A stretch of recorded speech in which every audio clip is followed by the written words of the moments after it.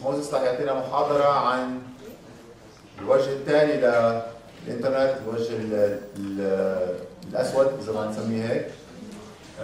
بدون ما نضيع وقت رح نبدأ معه.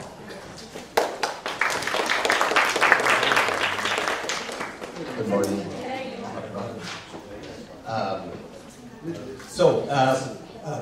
The title of my lecture today is Privacy, Profits, and Security in the Age of Big Data. And I've been kind of joking with Jad and Paul that I feel like I got like the really heavy lectures this time around, like political economy, and now I'm going to make you all paranoid that the government's tracking you no matter what you do. So I'm sorry for that. Again, I'll go back to the analogy of a toolbox. The point of an academy like this is to give you a toolbox, right? A media literacy toolbox, and we're trying to give you some tools to go in that box, right? That can help you be better consumers and producers and more critical journalists and communicators, right? And so this is an important topic, and some of the stuff I'm going to share with you, you are going to walk out if you're, changing settings on your phone, wondering about your browser and your governments possibly, and that's okay, right? So I'll say that, and then if I have time, there's some local activism that I've been doing in Miami, Florida, which is where I live. And we've had some good news on those efforts in trying to span the digital divide in African American communities. And so I wanted to hopefully end on a note of hope and not just sort of despair about what, everything we're doing online and what that means, okay? So, what do we mean by big data? I don't want to get involved with like passing around the microphone, so I'll repeat any of the answers, but does anybody want to throw out a suggestion? What is big data? We hear this a lot. The amount of information that are thrown all over us, the internet and... the amount of information that's thrown at us over the internet. Yeah, I mean, we've always had information, right? Databases, yeah, sure, where all of this data goes and is stored and collected. Anybody else? No? So I'm not going to give you a strong definition, but you hear this term a lot, big data, right? And really when this started being used is just in the last 10 years or so as the growth of the internet has really exploded. Because what the internet does, amongst lots of other things, like Dr. Globe shared with us, activism and civic engagement, it produces a lot of data. Everything you do, every time you're online, anytime you log into your phone, those are all data points. Every single swipe, right? Every web page you go to, every video you watch, every tweet you send are all enveloped in data, okay? Multiple layers of data, right? From location to ISP address, to what's written there, to where it gets sent, to where you may have been before, to where you might go after. All of these are data points. All of them can be stored, and increasingly, all of them can be accessed. So a very good example of that is what's known as Twitter's fire hose, right? If you get access to the Twitter stream, is an incredibly powerful source of big data, right? I don't know how many millions of tweets are being produced every second in the world. It's a lot. And Twitter has the ability to access all of those tweets, right? And they've been giving more and more opportunities to researchers, like those of us in this room, to look at that. So that's one example. Here is an example, and I'll show you of what happens, and this is the one Paul wanted to show, and I told him that he couldn't show it because I wanted to show it. So this is my website, this is my cool thing I'm going to show, so you remember me and not Paul, okay? This is a great visualization of what happens on the internet in 1 second. Thanks, Paul. I think Paul invented this website, actually. Yep.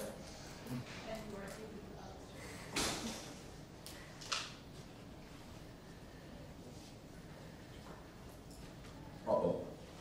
First I'm going to log in. Here we go. Please work. The problem with teaching about the internet is every time you need it, it crashes. Is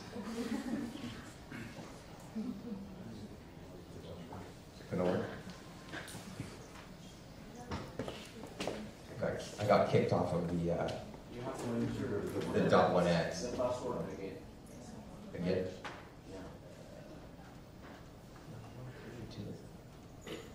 Sorry.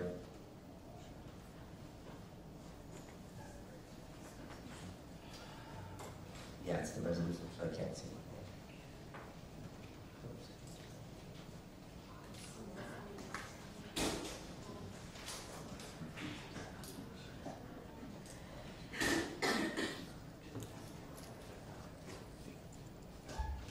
In the internet in 1 second. So in 1 second in the internet there are this many Reddit postcasts. Reddit is a social media site where you can share stories, and 2,000 more since I've been on this web page.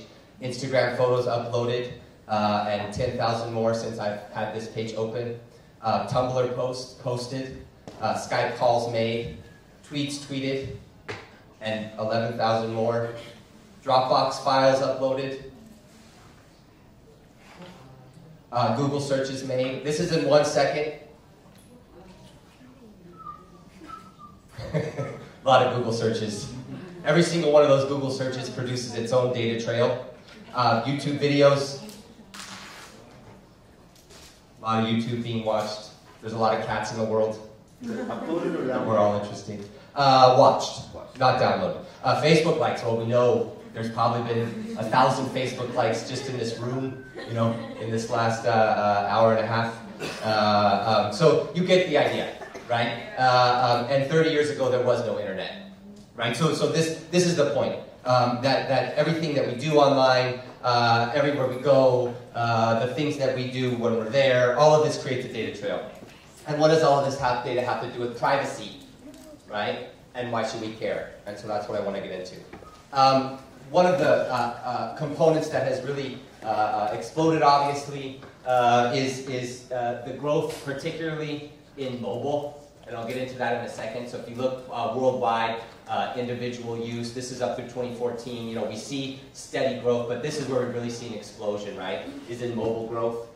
Okay, and that adds a whole other layer of data that I'll get into in a second. Web 2.0, sometimes we call it, right?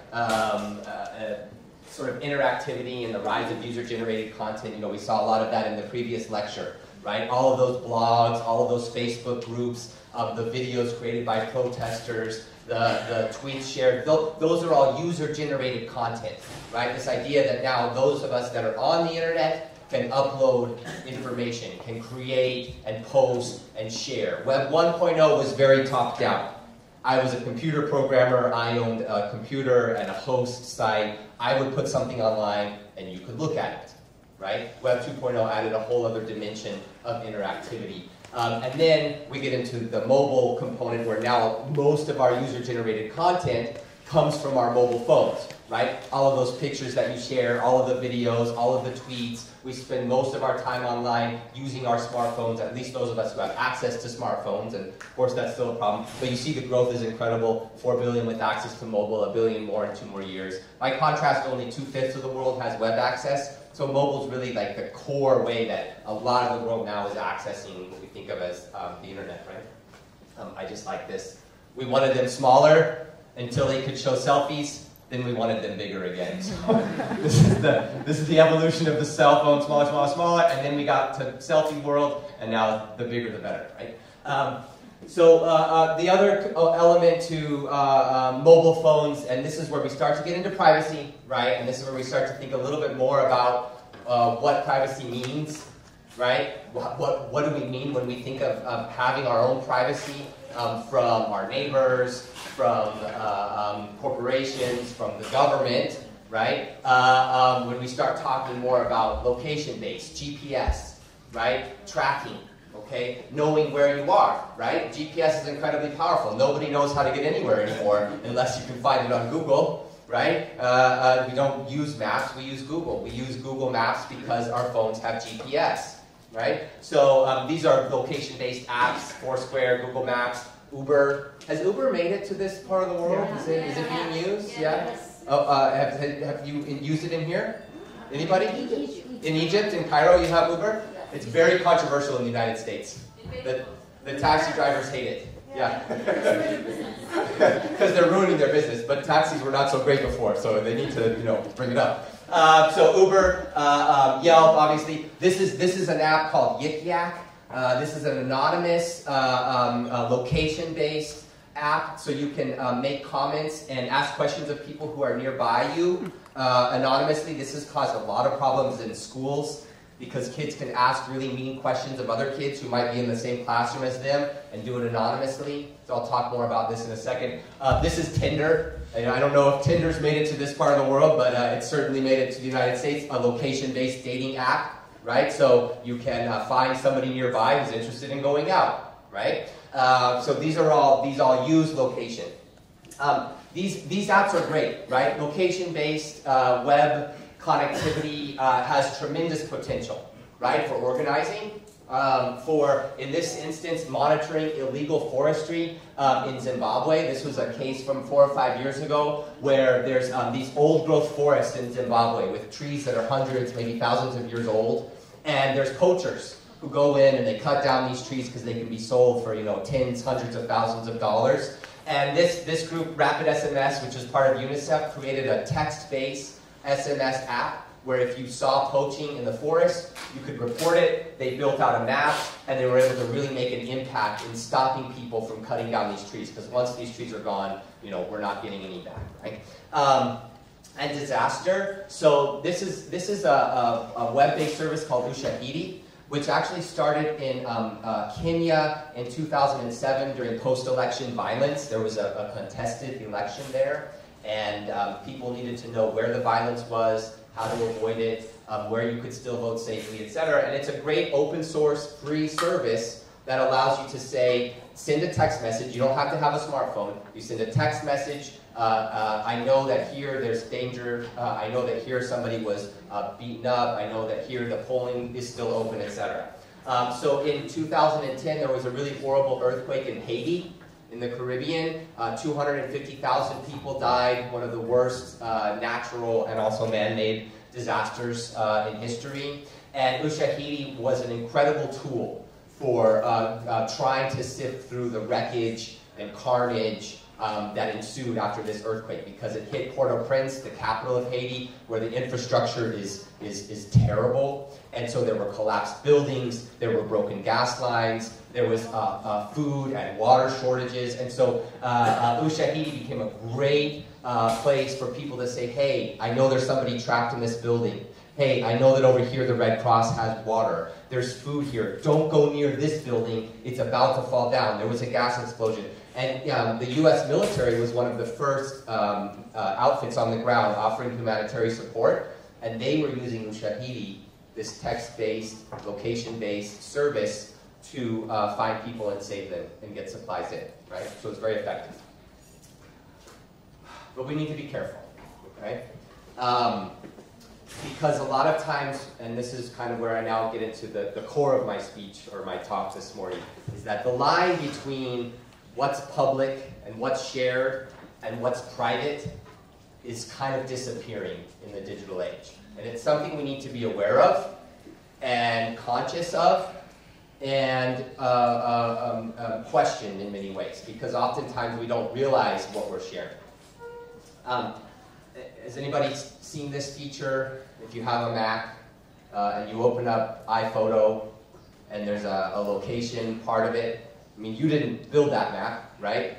Apple built that for you, helpfully, and it shows you all of the places you've been when you took those photos. Well, how does it know? Well, it knows because when you take a photo with your phone, that phone, unless you say not to, right? You have to opt out of this service. Unless you tell it not to, it embeds your location, a GPS, a latitude and a longitude. And that's pretty accurate, down to about 50 to 100 meters, right? So it does that, and oftentimes people are not aware of this at all. And they open up iPhoto and they say, oh, wait, what is this? Oh, that's where I was on that date, and here I was on this date. And they know, right? The computer knows, and that's very helpful. You can share your vacation, right? Have this record of places you've gone, things you've seen, right? That's incredibly helpful. The problem becomes when this crossing of the line occurs. And this is one example. This is a famous U.S.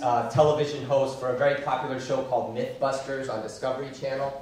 And, you know, celebrities tend to want to keep where they live private, right? They don't want people coming, knocking on the door, trying to get hey, I've got this great show, or I'm just a weird stalker, right? I mean, if you're very famous, people know where you live. People know where Madonna lives. She just needs security, right? But for somebody like this, quasi-public figure, he wants to not have people know. So he had bought a new Land Rover that he was very proud of, and he took a picture of it and he tweeted it out. And that picture was taken in front of his house. And all of a sudden, anybody who had that picture, because all you have to do is look at the metadata, right? Metadata is an important term. It's data about data. Okay? And we hear this a lot, and I'll get to the NSA in a little bit, but we hear this term metadata a lot, and that's supposed to sort of anonymize data somehow, right? So the metadata said exactly where this guy lived. Not so harmful, right? I mean, he probably got some stalkers, but things probably, I don't think this show is that popular anymore, so, you know, he's probably okay. Here's a little bit more serious example. Anybody know about the news organization Vice? Yeah? Okay, good, good. They've been doing some great reporting in this part of the world. And all over. They have a real following amongst young people. They're sort of what you might think of as gonzo journalists. If you've ever heard of Hunter S. Thompson and Fear and Loathing in Las Vegas, I'm probably going way too far into Western culture. But they just send their reporters out. They get the stories nobody else will do. One of their reporters was actually killed last year in Syria, probably in a place where he shouldn't have been, trying to get a story that nobody else could get, right? So that's the work these guys do. So McAfee, you guys have probably all heard of. This is the software on your computer that makes it impossible to boot up, right? It's a security software that keeps you from getting viruses, etc. And so the guy who invented this software, John McAfee, is a multimillionaire and also kind of like not a very nice person. And he was hiding out in Belize, okay, in Central America. And he was wanted for murder, he was wanted for questioning. They weren't saying he had committed the crime, but the United States was looking for him. Okay? Vice found him. They said, oh, this is a huge scoop. We got McAfee. Everybody's trying to find him. They went to Belize. They tweeted out a picture. And guess what? McAfee's now sitting in a jail in the United States. Right? Because as soon as that picture went onto the web and people grabbed it, they're like, oh, we know where he is now. All we had to do was look at the metadata, and there he was. He tried to get away into Guatemala, but we have an extradition treaty with Guatemala, and the U.S. went in and they scooped him up.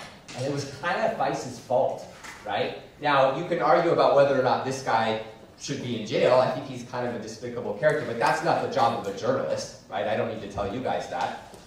The job of the journalist is to get the interview and to protect your sources, right? So it was a huge blow for Vice. This was a major mistake for them, and so it's important to sort of point that out. And here again, you see the term metadata. So you know the issue is that our ideas about privacy have changed, right? And I want to talk a little bit about that. Because it does have, the idea of privacy does have sort of a long and deep tradition, at least in terms of modernity, right? And modern life. Not medieval times, but privacy used to be something much different. In fact, we can argue that it's very much a construct of where we live now, the modern day. But so this, you know, here's one example. Right? I'm sure this has happened to everybody in this room. You sit next to somebody who's having a very private conversation in a very public place, because they assume that nobody's listening, right? And this happens all the time now. You just sit next to this person and you have, you know, this look, and you're just like, I can't believe I have to hear about her fight with her boyfriend, or how much she hates her parents, or all of these things that we would think of as private, but are increasingly not. That we're increasingly just sort of willing to share with the world, or we don't think that we're sharing, but we don't really care. Right? There was another example of a Facebook post that went viral a couple of years ago. A woman was sitting on a train, and behind her was a guy talking with the guy next to him about all the women that he cheated on his wife with. Right? Out loud, for the whole world to hear. So she took a picture of this guy, and she put it on Facebook, and she said, if you know this guy, you should tell his wife that he's a jerk. Because he just spent an hour talking out loud about his infidelity, right? Not really thinking about what the consequences of that might be. And I think it got something like 200,000 likes. And I don't know that he ever got called out. I mean, he was just kind of a putsy guy anyway. I don't know. And so there's that, right? So these ideas about privacy have changed, and we share a lot willingly, and we also tend to share a lot unwillingly, okay? And not unwillingly in that we're being forced, right? But maybe unwittingly is a better word, right? Doing it without realizing that we're doing it. Sharing it without knowing that we're sharing it. And so this is another site, Facebook cheating. This goes back to my example from before. Facebook has become a place where a lot of cheating goes on.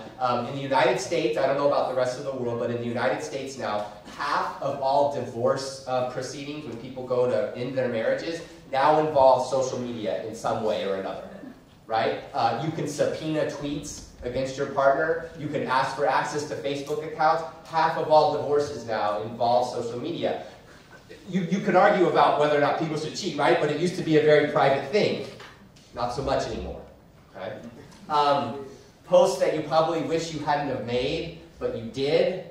This woman says, OMG, oh my God, I hate my boss, my job. My boss is a total pervy, blank, pervy like perverted, always making me do blank stuff just to piss me off.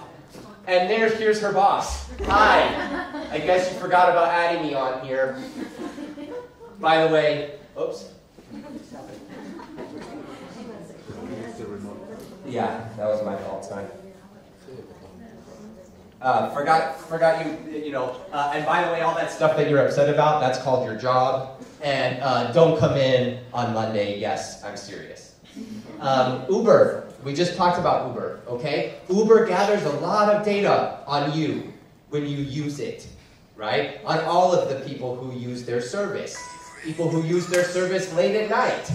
People who use their service in places where certain kinds of things happen, like prostitution, right? And Uber was actually gathering and analyzing their data to look at patterns of behavior, to see, okay, well, if somebody catches an Uber at 2 or 3 a.m. in the morning in a place where there are lots of clubs, gets a ride somewhere, and then 2 or 3 hours later gets an Uber home, we kind of know what happened. Right? We can make some guesses about what happened. A one-night stand. Okay, I don't know how that translates or not. One-night stand. Okay?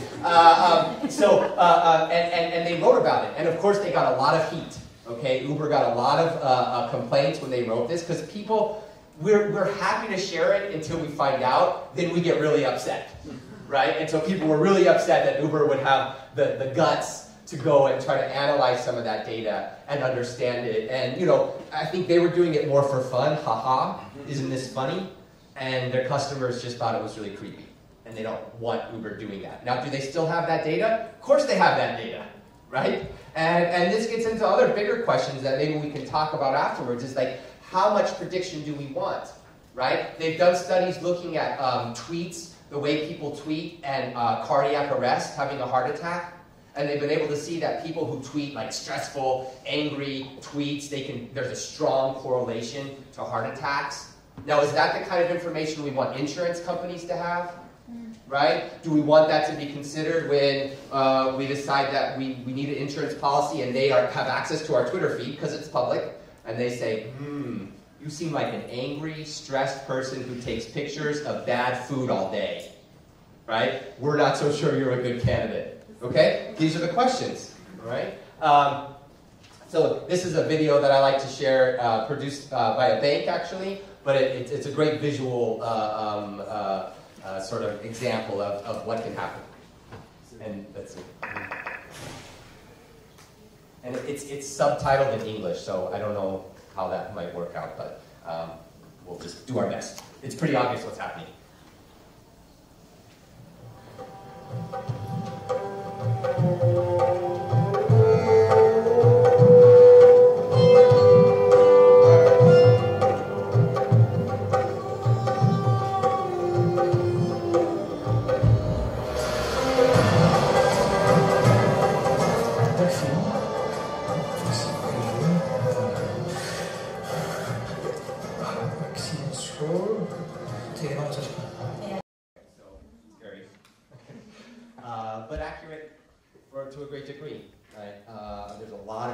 out there that's pretty accessible. You don't really need to be a hacker to get a lot of this, right? I mean, you had some people who are pretty sophisticated there in the back, but you get the idea. So my question then is, what do we mean by privacy? What are we even talking about? Because it is important to talk about definitions and concepts, right? And to think about, in a legal sense, what do we mean by privacy, right? Because that's really where we get into the heart of this, is that there are certain protections. And again, I'm going to speak from a sort of US-based interpretation, but these things have been adopted pretty widely around the world. And some countries have stronger privacy protections, other people weaker. Germany, very famously, has blocked Google Street Maps because they don't want Google Street View driving through neighborhoods, taking pictures of people coming out of homes at 2 a.m. that they don't live in, right? They don't think Google should have that kind of power, okay? So I'm going to give you the sort of definition that we have in the US, but do these people have an expectation of privacy? Did they have an expectation of privacy? This comes from 14th century Europe. This is the gates of the nobility here, and the serfage, the peonage sort of gathered around the outside. Did these folks have any expectation of privacy when they were in their homes? Yes. Yes? Okay. Anybody else? No. So I would say no too, right? If you lived in this, let's just say this is Germany somewhere, 14th century, 15th century, and you were sitting in your house, and you farmed the land for the local nobility, and your kids were there, and whatever money you had managed to scrape together was there, and you got a knock on the door, and they said, hey, we're here to take your oldest son, your most valuable personal possessions.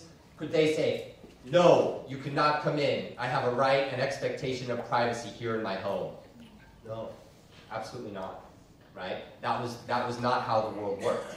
If you were at a certain class level, whoever was above you, they pretty much had control over you and your life, right? You could fight back, and we had revolutions, right? And so the point is that they probably did it, right? I mean, they would do things in private that other people wouldn't know about, but in terms of having protections against, say, somebody search and seizure, right? No, absolutely not. Expectations of privacy are an outcome of modernity, right? What do I mean when I talk about modernity? Well, the French Revolution, the American Revolution, the growth of pluralistic societies and representative democracies, right? Where we tried to codify certain rights that people have, right?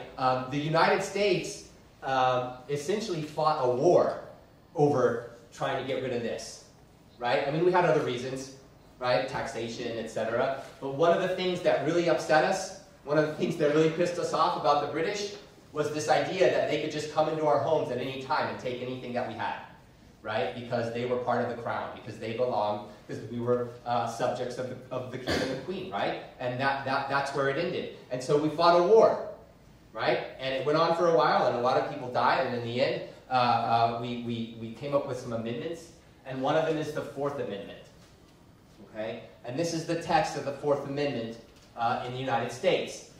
The right of the people to be secure in their persons, houses, papers, and effects against unreasonable, doesn't mean you can never be searched, right? Unreasonable searches and seizures shall not be violated, right? That right shall not be violated, and no warrants shall issue. A warrant meaning a decree from a judge saying this may be done, I have given this authorization based on the evidence. No warrants shall issue, but upon probable cause, there has to be a reason. There has to be a reason for somebody to come in and take something that belongs to you, or see something that is private to you, right? Supported by oath or affirmation, and particularly describing the place to be searched. Place, we get back to this idea of location-based services, right? And the persons or things to be seized. Okay, so we take this pretty seriously in the United States, and I think in a lot of places around the world. This idea that I do have certain expectations of privacy, particularly if I'm in my home, right? Now, the law is tricky, right? You can be in your backyard sunbathing in the nude, and somebody could climb a telephone pole next to your house, but outside of your house, and take a picture of you, and probably be okay, right? Because you're outside your house, and you don't necessarily have an expectation of privacy when you're sitting there naked in your backyard. You think you do, but you don't. So the law is not black and white, right? But this is pretty clear, right? This language is pretty clear. That if somebody from the government, and the government is who holds legitimate forms of violence, right? They're the only ones. So if the government is going to come and take something or go through my things, they better have a warrant. And if they get that warrant, they better have probable cause. They should have a good reason, an evidence-based reason. But reasonable can be, who decides what's reasonable? Well, we're supposed to have a series of laws, right? And those laws should be open and public. So how do we decide what's reasonable? And that's how it's supposed to work, right? And so what I want to get into in a second is how maybe it's not working so well anymore, right? And this is kind of the whole point of this. This big data has changed this environment a bit. Now, have there always been unreasonable searches and seizures? Yeah, of course, right? The government has always overstepped their bounds in the United States and everywhere else. But at least we have this to sort of work on, and you can fight back a little bit. So what I want to go through and end with are what I think of as the 3 facets of privacy in the digital age, and we could also call this like the age of big data, right? So if our ideas of privacy are blurring, right? And what gets shared is increasingly hard to track and understand and know whether it's being shared or not. And if indeed we do have laws in the United States and elsewhere about privacy, how do we understand this? What are the 3 components as I think of them? One is TMI, just too much information, okay? And that I'll show you, we'll talk about. And then there's just sort of the data tracking and gathering, right, that happens for commercial purposes. Right? And profits, okay? Because all of this data is valuable, very, very valuable. And then the data tracking and gathering by the government done in the name of security, and I put quotes around security because we need to think of it that way in a sort of skeptical view, right? It's the reason that's given for all the data and tracking, particularly to fight terrorism, right? So TMI, silly, right? Nobody really cares what you had for breakfast, honestly. Nobody does, right? But it's out there, the cat videos, the pictures of our kids, the things that we just can't believe that our sister-in-law is posting this thing again, right? It can be exhausting, but it's just TMI. It's not dangerous necessarily, but there it is, right? It's out there. More serious, right? The kind of information that can get shared amongst teenagers, for instance. I don't know about globally, but I'm guessing it's the case. Cyberbullying has become like a real concern, right? Kids can be kind of mean, right? Especially young kids. They haven't yet learned to sort of have an interface where you say something to someone and you see that it hurts them, and then you go, oh, well, that doesn't make me feel so good, so maybe you learn empathy, right? And so the concern with cyberbullying and apps like Yik Yak, which I showed before, or Facebook, or anywhere else, is that these are rough spaces, right? Facebook can be a pretty mean environment. So can Twitter, right? So can any comment section on any website in the world, right? Or any YouTube video quickly becomes very ugly, right? And part of that is that digital spaces can be dehumanizing, right? Anonymity is dehumanizing. Risk to minors, right? This is a big concern. I hold this concern as a father who knows that at some point my kids are going to be using social media. I worry about that. Right? How will it be used? Will a picture of them get taken at a party that I didn't know that they were going to go to, and suddenly that goes everywhere? Right? I'm amazed every semester now when I talk with my students who are all 19, 20, 21, they all know somebody in high school who had to leave the school because a picture of them drunk at a party got out and they couldn't get away from it. It just wouldn't leave them alone. Right? And not only that, sometimes they had to change schools 2 or 3 times, leave the city. Right? Because these things, cyberbullying, bullying used to kind of happen in the schoolyard, but at least you could go home. Now kids stay up late at night, worrying about what's happening to them on social media, etc. And then stupid and criminal behavior, right? You share information that you're going out of town, gonna be gone for 3 weeks, miss you home, that I've just posted with my address on it, right? Not a good idea, okay? Don't tell the world that you're not going to be home for 3 weeks and then post a picture of your house that has the address embedded in it. Stupid, right? Which leads to criminal. And there was even a movie made about a gang in Hollywood that was robbing celebrities because they knew those celebrities weren't going to be home.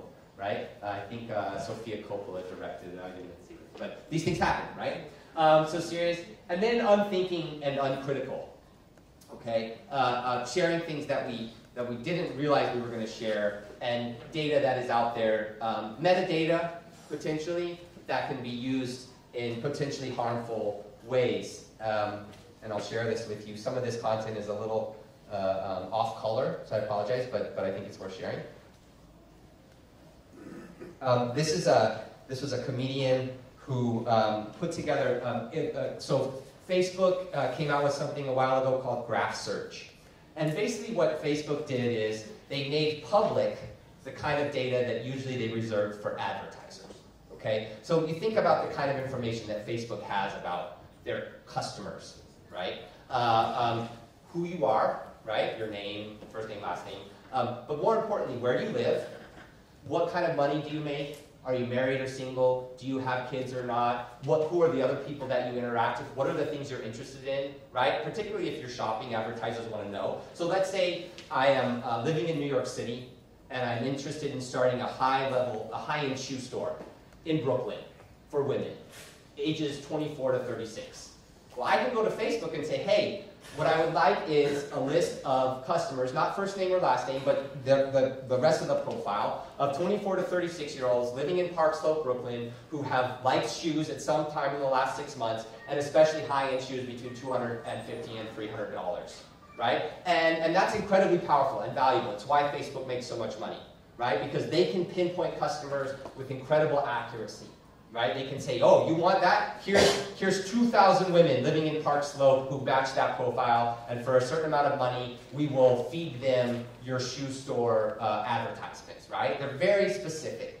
And so they made that public, and they said, won't this be great? Now, let's say you want to go to the movies. Who among my friends likes the movies that I like, and they're going to be in town on Friday, and they're in my neighborhood, and they saw a Wes Anderson film, and they want to see the next one that's coming out.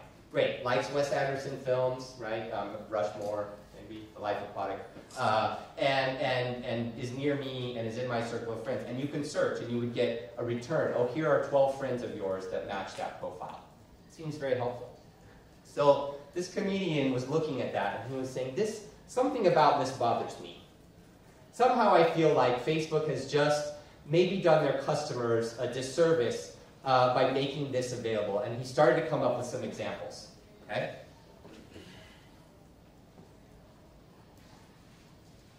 So here's one. Mothers of Jews who like bacon. So I'm Jewish. They know that. It's on my profile. This is my mother. I know that because she's in my friends network. And at some place in time, I have marked likes bacon. Maybe I grew up in a kosher household, and I don't want her to know. Too bad. Right? There it is, for all the world to see. Okay? All right, well, that's something. You know, maybe you're not kosher, but your family was. That's fine. Right? Be Muslim and ISIS. Yeah, of course, yeah. We could find those, right? So here's one that seems a little more dangerous. Married people who like prostitutes. This is a real search. He did this. This was the results given to him by Facebook. Married people who like prostitutes, so you marked in your profile, right, married, and then at some point in time, somewhere, because you know any website you go to, Facebook gives you the option to like whatever's on that page, you liked prostitution, okay? And more interestingly, here are those people's spouses. Because Facebook wants you to have as much information as you might need, right? This is important. Here's your graph. Okay? You could do a lot of damage with this information, potentially, right? Current Tesco employees who like horses. This is, maybe you guys know this story in the States, my students never know. Tesco is a huge, it's like the Walmart of Europe, and there was horse meat that was found in their cow meat. And so this is, funny but weird. Current employers of people who like racism. So they know who your job is, right? Who do you work for? I work for the United States Air Force, Target, McDonald's, and at some point in the past, I have liked racism. Your employer might be interested in that. They might not be so happy about it. Maybe you work in a place that's diverse, that doesn't want people who like racism, right? But there it is. I'll just show a couple more. Spouses of married people who like Ashley Madison. Ashley Madison, and this is a privacy as well. Ashley Madison is a website for people who want to have affairs. There's like 30 million subscribers, okay? So this is not a small site, all right? In fact, 2 weeks ago, it was hacked. Yeah, you heard about this, right? Ashley Madison was hacked. There's a lot of people out there sweating right now. Because if you're married and you want to have an affair, you can join Ashley Madison. So people, spouses of married people who like Ashley Madison, problematic. One more, and then I'll move on. Oh, Catholics from Italy who like condoms. So here, this is the one I think that really ties all this together in sort of a global sense. Family members of people who live in China and like Falun Gong. Okay, so Falun Gong is a banned religious sect in China. If you are found to be a member or practicing Falun Gong, you're sent to a labor camp, maybe for the rest of your life. Okay, yeah. Anyone can do this research on Facebook? Yeah, and they've cut back on it a bit since, but you can still, yeah, up at the top you just say, friends who are in town on Friday and like these movies and etc. And then you'll get results.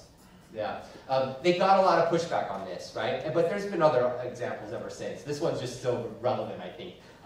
So family members of people who live in China. Now, is Facebook available in China? No, not necessarily. The government has access to it, though. And the Chinese government, I'm sure, would be very interested to know who in the diaspora, living outside of China, has family members in China practicing Falun Gong.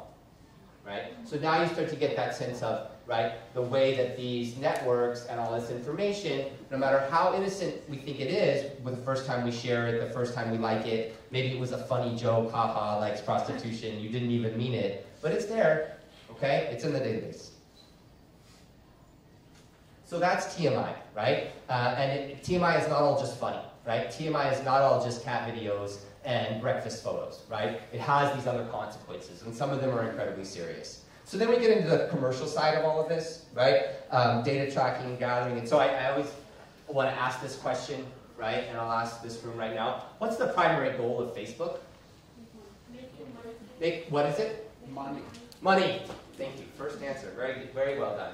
Right. The number one goal is making money. Has it been used for other things? Of course. Activism, organizing, right? Fighting regimes, making friends, going out, maybe finding your future spouse, right? But Facebook, they don't really care who gets married from Facebook, right? They don't really care if they start a revolution. I mean, it's good PR for them. This is what they care about, right? This is the reason that Mark Zuckerberg is the youngest billionaire in the world, right? Because Facebook makes a ton of money. How do they make money?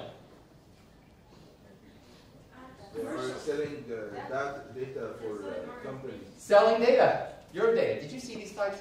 No. Right? Selling data. Your data, right? My data. We all sort of work for Facebook in the digital age, right? Every time we're on there, we're kind of like generating profits for Facebook. Are we getting something back? Of course we are. Right? We're getting those connections, we're keeping up with our family, our friends from Salzburg that we'll love for the rest of our lives, right? But that's how it works. And you're the one who helps them do that, right? We help them generate that money. Not just Facebook, but Twitter and Google and anyone else. And I saw this as I was kind of going through my Twitter profile recently, and I'm terrible with social media, maybe because I'm always giving this lecture.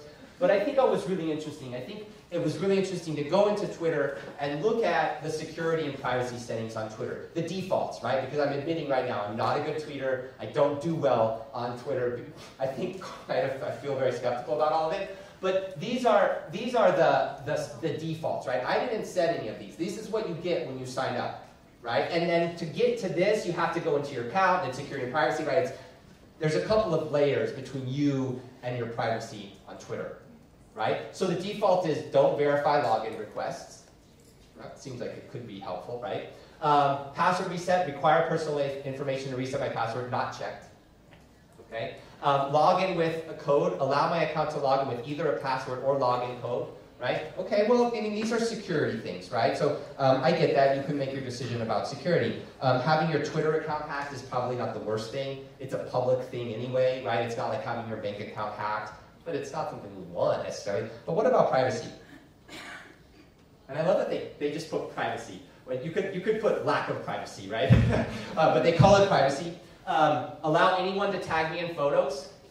Okay, anyone, right? That's the default. Tweet privacy, protect my tweets, not checked. Tweet location, checked, right? That's the default. So Twitter, unless you tell it not to, is going to include your location in your tweet. Okay? You have to opt out of these things. It's part of the deal when you sign that agree to terms and conditions, right? We saw the documentary from Paul the other day. Those terms and conditions, how many of you have ever read all 60 pages? Nobody. Nobody reads them, right? Is a privacy policy a policy about privacy? Yes. But does it mean they're protecting your privacy? No, it doesn't say that. It says privacy policy. We have a policy about privacy. Okay? This is important. Discoverability, right? Tailor Twitter based on my recent website visits. Okay? These are important, right? These are important. It's saying you're allowing Twitter to look at your web history. Okay? Where have you gone online recently? Only good places, I know. But sometimes we don't, right? Well, Twitter wants to know about that. Allow anyone to add me to their team. Checked.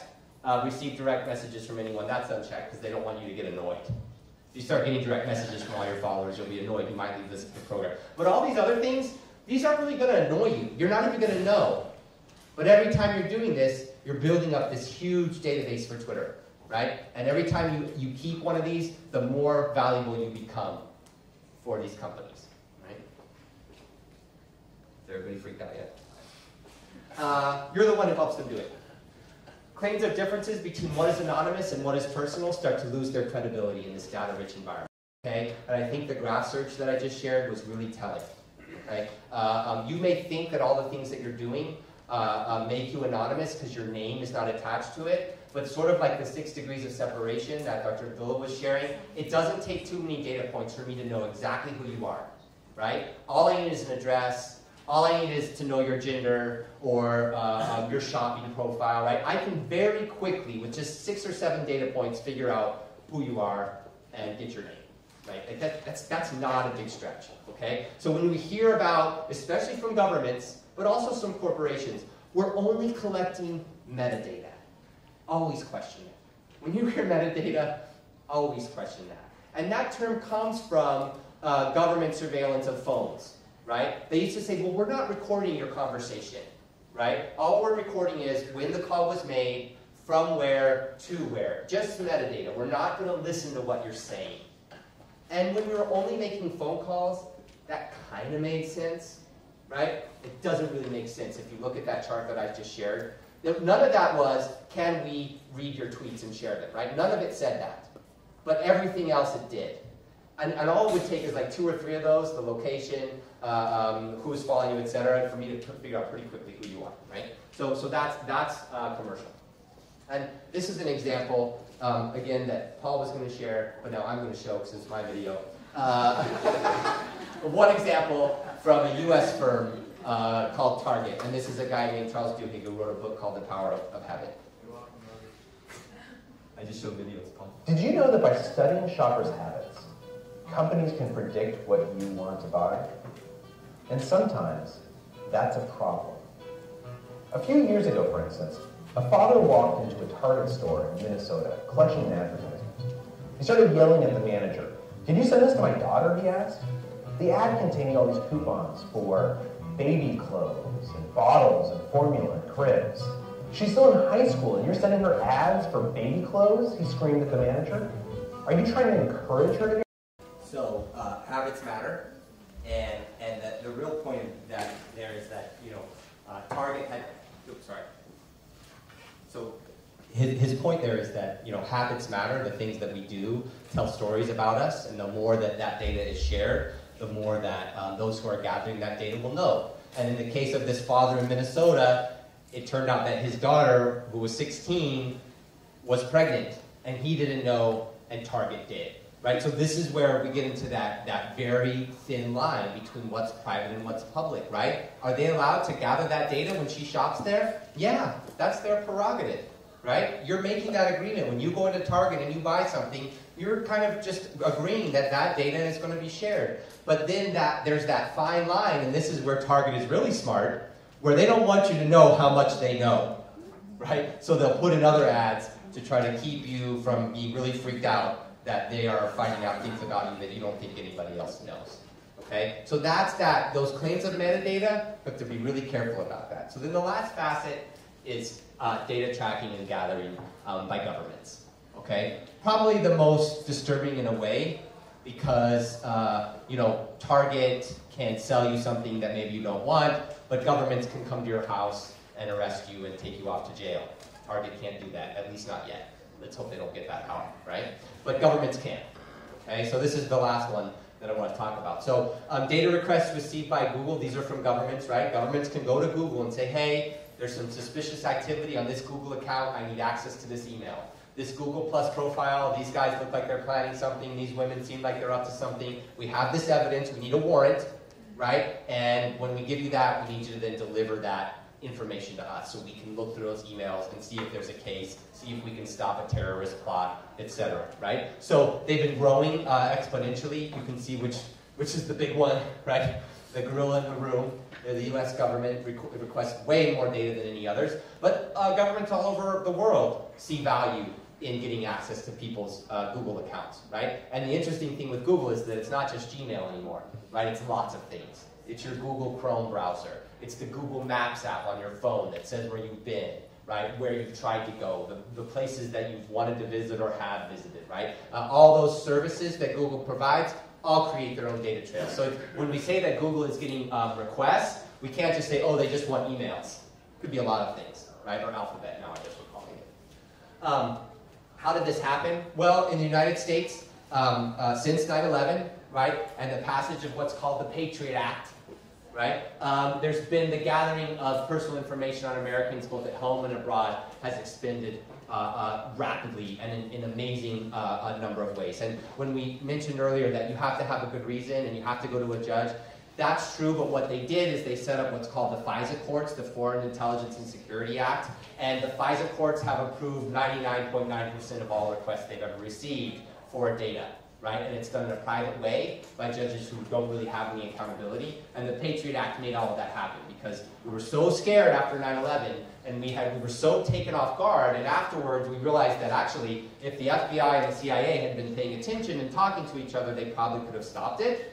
And so the focus on data and understanding and eavesdropping and wiretapping became really, really expanded, right? So this is what happened. It was largely a result of the Patriot Act, which was just renewed, but they're cutting back on it a little bit. This tracking mostly happens in secret and mostly in violation of the Fourth Amendment. Okay, remember that, the amendment I showed earlier, probable cause, search and seizure, right? Just because it's happening in a digital way doesn't mean it's not search and seizure. Just because somebody's knocking on your door doesn't mean that you aren't being searched unwarranted, right? So this is when arguments are made in the United States against this kind of work, those are Fourth Amendment cases, right? Where lawyers are saying, Fourth Amendment lawyers are saying you're violating the Constitution by doing all this tracking, especially of Americans inside of the United States, right? When you travel abroad, a lot of that goes away. If you're not an American citizen, all of that goes away, right? But for Americans who are U.S. citizens, you have certain rights guaranteed you under the Constitution. One is the right to privacy, and the argument is that a lot of that has been violated.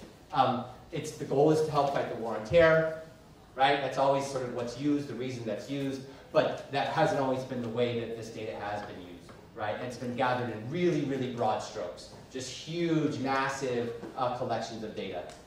Outcomes are much more ambiguous, right? It's not always just that. And thanks to Edward Snowden and WikiLeaks, we now know about those outcomes and their implications for life in the surveillance state.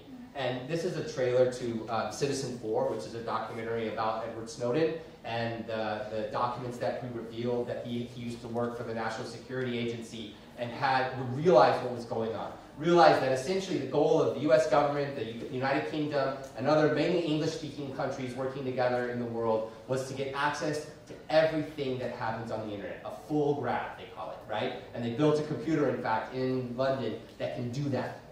It can gather and record everything that happens on the internet, which is amazing when you think about it, but this is the trailer, just so you can get a little sense of what it's like and the kind of things that Edward Snowden was sharing with Laura Poitras, who's the filmmaker that made this documentary.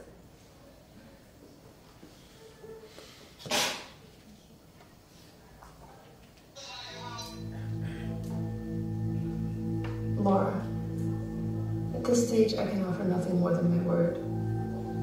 I am a senior government employee in the intelligence community. This was big news. It remains, continues to be big news, has really changed the discussion about NSA and surveillance in the United States. Has it ended it? No. But do people know a lot more than they knew before? Yeah. Is there power in knowledge? Absolutely. Okay?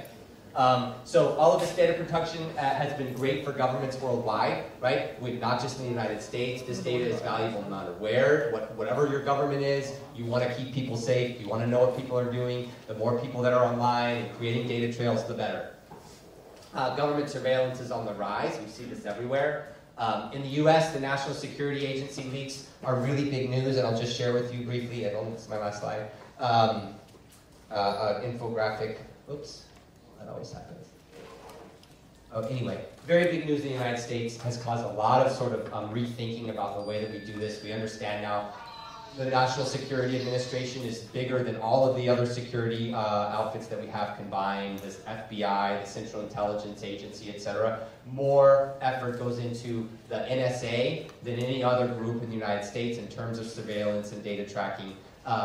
They've been working closely with the major telecom industries and social media industries, including Google and Twitter and Yahoo and AT&T and Verizon and Sprint, to gather this information, right? So that kind of threw people off as well, because if you think of a company like Google, whose motto is don't be evil, right? And they've always said, we promise that we just want to read your emails to give you ads. We're not going to share it. We're not going to give it away. And it turns out they have been, right? Oftentimes in ways that really don't seem warranted. And we can find examples in Russia, and Iran, and Syria, and Germany, and Brazil.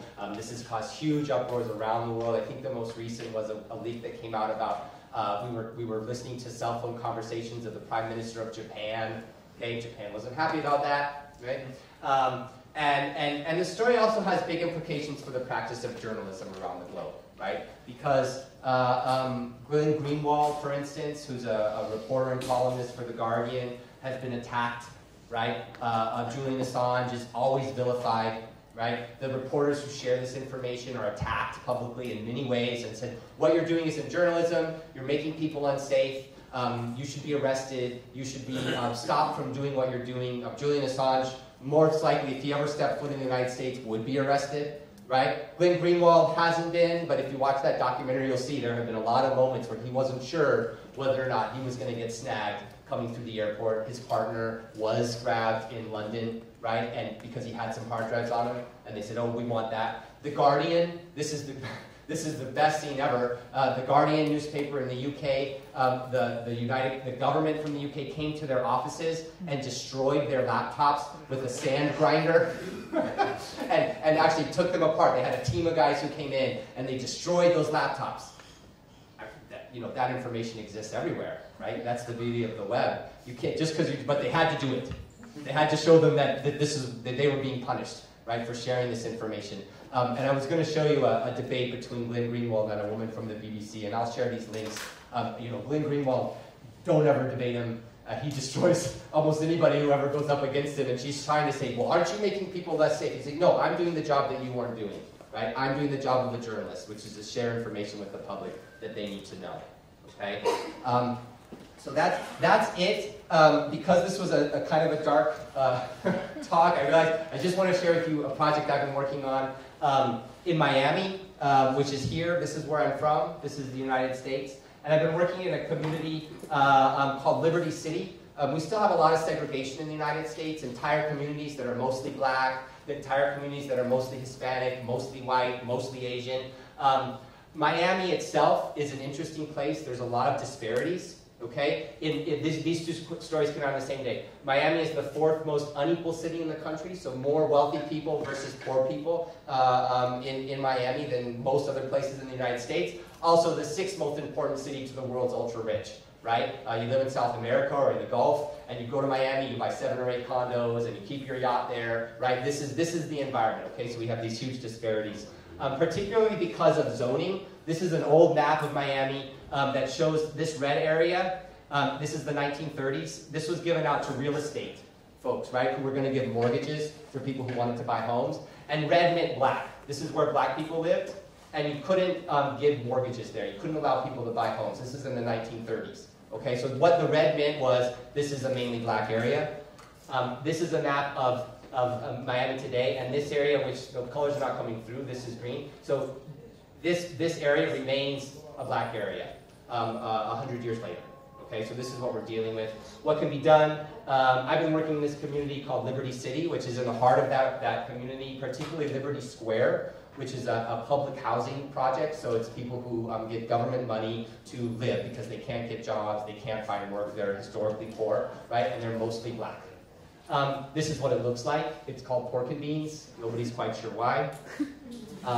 They used to live, black people in Miami used to live in what was called Colored Town, which is a horrible area, okay? Running sewage in the streets, multiple families, high levels of tuberculosis. This is in the 1930s.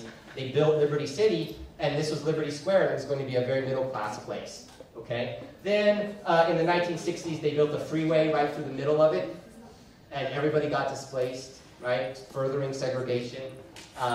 Last year, 43 people were shot in Liberty Square. Okay, so this is as dangerous a place as anywhere in the Middle East, right? And this has caused a lot of concern amongst policymakers. They've decided that the best thing to do is to tear it down. So they want to go in, tear down this place where all of these poor black families live, probably move them somewhere else, just get them out of the way, essentially, because it's just causing too many problems and it embarrasses local politicians. So in the meantime, I'm interested in the digital divide, and this is why it has a media literacy component. I worry about the fact that in this community, only 30% of homes have access to the internet. So not only is there high poverty, low levels of education, violence, drugs, crime, at the same time you have this growing digital divide where families just can't go online, their kids have trouble graduating from high school because they can't take their online classes, they have trouble applying for government benefits, because they are unable to go online to apply for them, etc. So we've been trying, this is just an email, we've been trying to get an internet network set up in Liberty Square, right? Thinking there should be a free Wi-Fi network for people who live in this community. When we went to AT&T and asked for a 10 megabyte connection, which is not very fast, but pretty good, they wanted $1,000 a month and 3-year contract, $36,000, which of course we didn't have. So we went to this company. They said, sure, we can do it. They do internet over the air. So they just all they do is put up a receiver on your roof. They can send you 500 megabyte download speeds, a gigabyte download speeds, and they did the whole thing for $3,000, $125 a month. Okay? They were just there. They installed this. This is now going to be Liberty Square's connection to the internet and the modern life, right? It's going to make a big difference in the lives of the people in this community because they'll be able to go online much more easily. The speeds they have now, you can't even open a web page, right? These are the guys who installed it, okay? And when I get back to Miami, in fact, the next couple of weeks, we're going to build out what's called a mesh network. It looks kind of like this. We'll put up these high-speed transmitters and then these receivers on homes throughout the community and create a Wi-Fi network for the folks that live there. Will it be the best speeds ever? No. But will it make maybe a small difference? Yeah. Okay? And so I know I just shared with you a lot of dark and gloomy notions about the internet, right? And there's going to be a huge media literacy component that we're going to build into this, right? So I'll be going to the community, giving workshops, doing the kind of work we've been doing here, talking to people, giving the lecture I just gave, right? How do we be safe online? How can we make sure that we're not being tracked? How do we not have our accounts get hacked? If you're a community where most people have never been on the internet, this is important. Right? So the idea is that we can build out this mesh network and at least get a small number of people who are marginalized, stigmatized, pushed out to the edges of modern society in Miami, which is a very big and urban and modern city, access to the internet. So there's always hope. You have to go to your community, find those issues that are important to you, find those students that are important to you, share what you've learned here and the skills you've learned here, look for projects that are small but that can make a difference. Okay? So thank you.